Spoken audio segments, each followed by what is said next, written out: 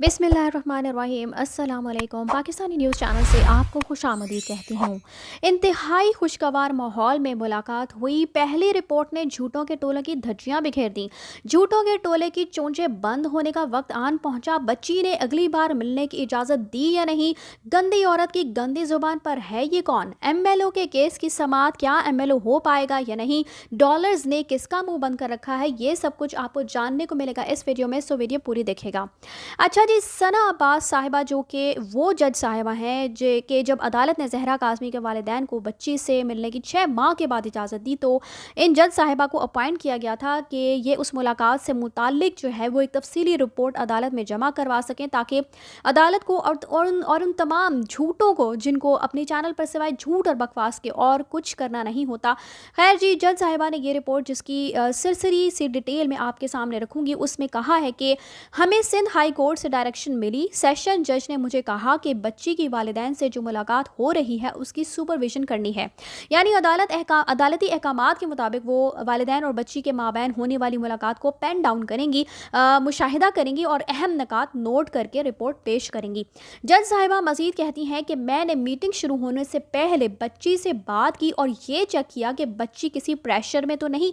अब आप सिर्फ ये देखें, ये चेक करें कि झूठों का टब्बर कल रात भी अपने लाइव सेशन में बैठ के बकवास कर रहा था कि बच्ची से इजाज़त तो ले लें, फिर पता चलेगा, यानी दूसरी मुलाकात जो आज होनी है बच्ची इनकार कर देगी। तो इन जाहिलों को कोई बताए कि पहली मुलाकात पर भी बच्ची से पूछा ही गया था, जिस पर ये मन घड़त कहानियां बैठ के बनाते रहते हैं।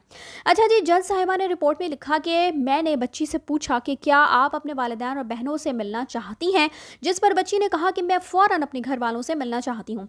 मतलब आप ये देखें कि अगर वालिदैन बच्ची से मिलने के लिए 6 माह से तड़प रहे थे, तो बच्ची भी वालिदैन से मिलने के लिए तड़प रही थी। लेकिन ये कज़ाब अव्वल इन्होंने वो झूठ गढ़े के खुदा की पनाह।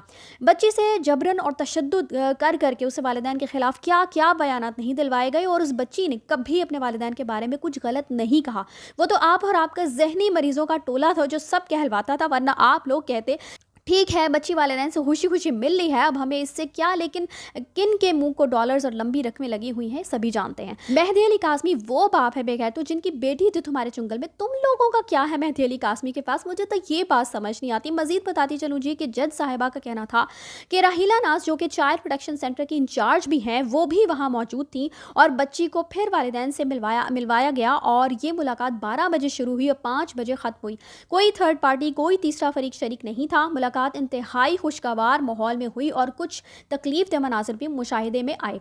मेरी तो समझ से ये बात बाहर हो जाती है कि एक तो ये लोग अदालत तक को झुटलाते हैं, खुद तो भौंक भौंक के इश्तिहारी हुए पड़े हैं, और वो मुलाकात जिसके विटनेस भी एक से ज़्यादा लोग हैं उनको भी झुटला के कहते हैं कि बच्ची ने मुलाकात की भी है तो वो बस ज़हीर करती रही। सोचने की बात है कि अगर वो ज़हीर से ही मिलना चाहती थी तो फिर वालिदैन से मिलने पर बेचैन क्यों थी, और जब वो आए तो माँ बाप और बहनें उससे लिपट के जज्बाती क्यों हुए, वो उनसे गले मिली ही क्यों?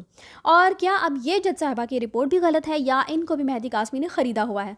बस वही बात है कि जो खुद गंदा होता है वो दूसरों के लिए भी वैसा ही सोचता है। इसलिए कज़ाब अव्वल ने बच्ची के वालिदैन, बच्ची की वालिदा को और मुतादिद ऐसे तमाम अफराद को अपनी गंदी ज़ुबान का निशाना बनाया जिन्होंने सच के साथ दिया। तो बस इनके बारे में इतना ही कहा जा सकता है कि गंदी औरत की गंदी ज़ुबान। आपको बताती चलूँ जी कि आज ये रिपोर्ट अदालत में सबके सामने पढ़कर सुनाई जाएगी और झूठों के मुँह पर अब तमांचे नहीं जूते पड़ेंगे। और इस रिपोर्ट की वजह से ही इंशाल्लाह आज जो MLO के केस पर समाअत है उसकी इजाज़त भी मुतवक्को है और फिर ज़हीर की ज़मानत भी खटाई में पड़ जाएगी। आज इंशाल्लाह मेहदी अली काज़मी खुशी खुशी एक बार फिर अपनी बेटी से मुलाकात करेंगे और झूठों के मुंह लाल पीले नीले काले रात तक लाइव सेशंस में हम सबको होते नजर आएंगे। इसी के साथ मुझे दीजिए इजाज़त। चैनल को सब्सक्राइब करना मत भूलिएगा। अगली अपडेट्स के लिए अल्लाह हाफ़िज़।